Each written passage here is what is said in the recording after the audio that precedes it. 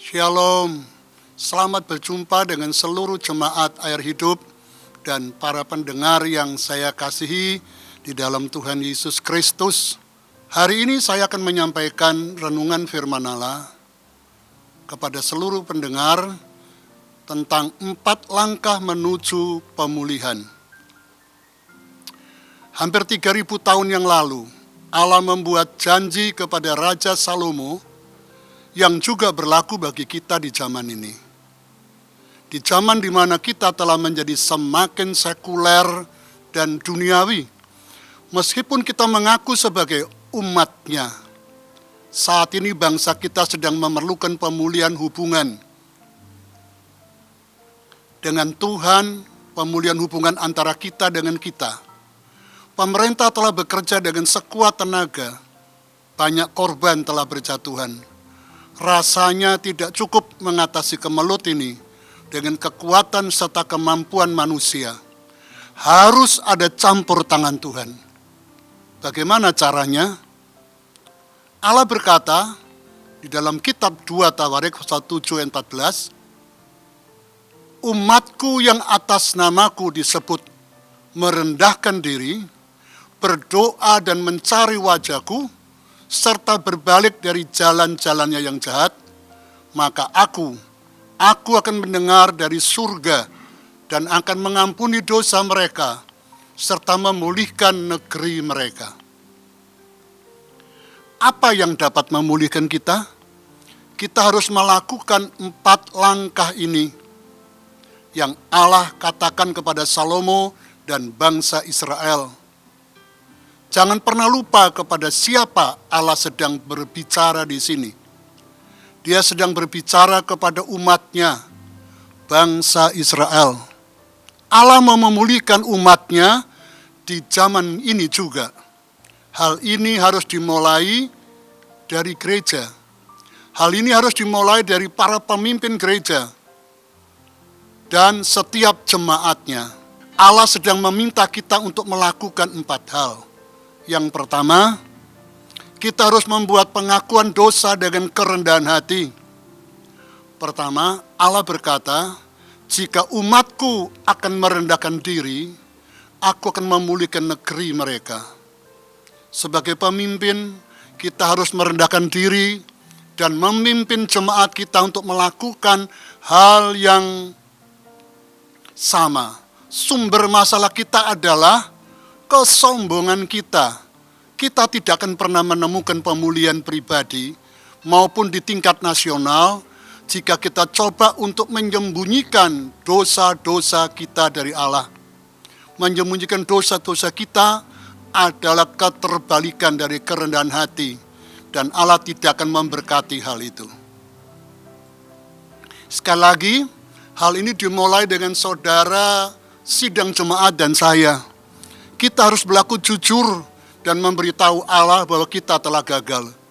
Kita perlu untuk memimpin jemaat kita ke dalam pertobatan juga.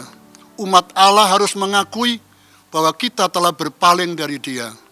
Sebab kita telah mengasihi diri kita, kekayaan kita, milik kita, lebih dari Allah. Yang kedua, kita harus berdoa dalam ketekunan. Hal kedua yang Allah beritahukan kepada Salomo adalah, jika umatku berdoa, aku akan memulihkan negeri mereka. Allah mau kita berdoa dan kita menyerah. Ia mau kita berdoa dalam ketekunan. Kita pada dasarnya terlalu cepat menyerah. Itulah alasan mengapa kita tidak melihat jawaban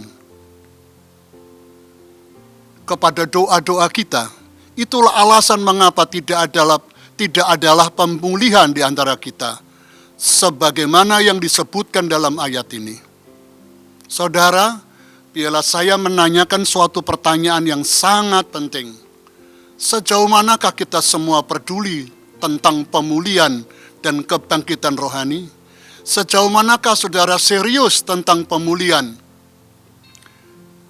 di dalam gereja saudara dan di dalam hidup saudara? Ketekunan Anda dalam kehidupan doa akan menunjukkan sejauh mana Anda serius dalam hal ini. Bagaimana saudara menunjukkan ketekunan saudara? Buatlah satu daftar doa dan pastikan saudara berdoa untuk negerimu dan bangsamu. Yang ketiga, kita harus mencari Allah dengan penuh intensitas. Ketiga, Allah berkata, jika umatku mencari wajahku, aku akan memulihkan negeri mereka. Allah ingin kita mencari Dia. Ini bukan sesuatu yang kita lakukan di waktu senggang saja. Anda tidak hanya mencari Allah di saat Anda ada waktu luang. Pencarian Allah harus mencari fokus kita yang utama. Allah tidak hanya ingin membuat suatu pengakuan saja. Ia mau kita memiliki kegairahan atau passion kita. Sangat sedikit orang yang sebenarnya mencari Allah dengan intens. Sangat-sangat langka. Kebanyakan orang hanya mau mengenal Allah cukup untuk memberkati kita, tetapi tidak sampai Allah mengganggu mereka. Tapi jika Allah mau memulihkan negeri, kita, jemaat kita, harus dipenuhi oleh orang-orang yang sesungguhnya mencari Allah dengan sungguh-sungguh. Saya harap Anda sudah melakukan ini. Saya harap Anda sedang meluangkan waktu untuk mengenal Allah dengan lebih baik. Tugas Anda dapat disederhanakan sebagai yang berikut. Membantu orang untuk mencari Allah. Tapi ingatlah, hal ini harus bermula dari diri kita sendiri. Yang keempat, kita harus bertobat dengan ketulusan hati. Akhirnya Allah berkata, jika umatku berbalik dari jalan-jalannya yang jahat, aku akan memulihkan negeri mereka. Jika kita menginginkan pemulihan di dalam negeri, kita harus bertobat dengan ketulusan hati. Banyak orang yang salah paham dengan kata ini. Pertobatan adalah metanoia. Dalam bahasa Yunani, meta berarti berbalik, berubah. Satu perubahan mutlak. Noia berarti akal budi atau pikiran. Secara harfiah, bertobat berarti berubah pikir, mengubah cara pikir Anda. Di saat kita bertobat, kita mengubah cara kita berpikir tentang diri kita dan tentang Allah. Kita mengubah cara kita berpikir tentang apa yang penting buat kita, orang lain, masa lampau kita, masa kini, dan masa depan kita. Bertobat pada dasarnya berarti merubah pikiran tentang suatu hal, suatu peralihan paradigma.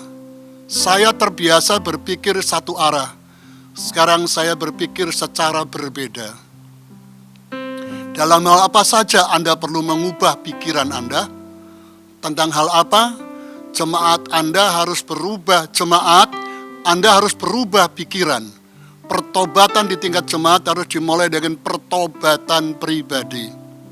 Negeri kita sedang berada dalam masalah besar sekarang ini.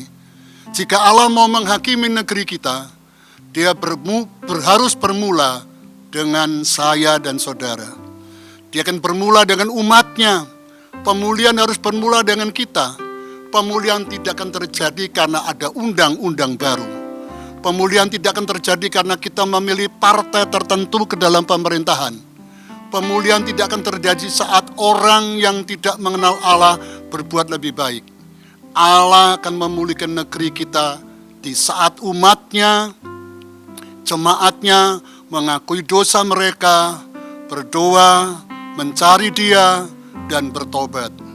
Pemulihan negeri kita harus bermula dengan semua jemaat, atau ia tidak terjadi sama sekali. Puji Tuhan, Tuhan memberkati kami semua.